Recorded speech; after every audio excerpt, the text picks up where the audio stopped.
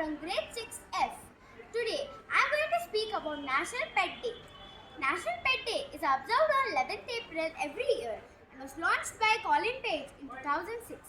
Initially, it was celebrated only in USA, but now it is being celebrated globally.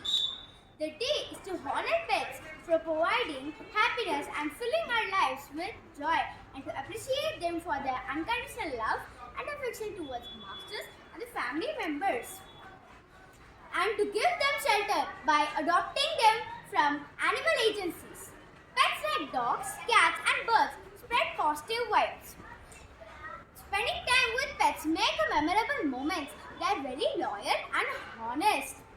Take some time from a busy schedule and spend time with your pets as they play an important role in our life. We need to take care of our pets as they are loyal to us, and it's a responsibility to take care of other pets too. Thank you.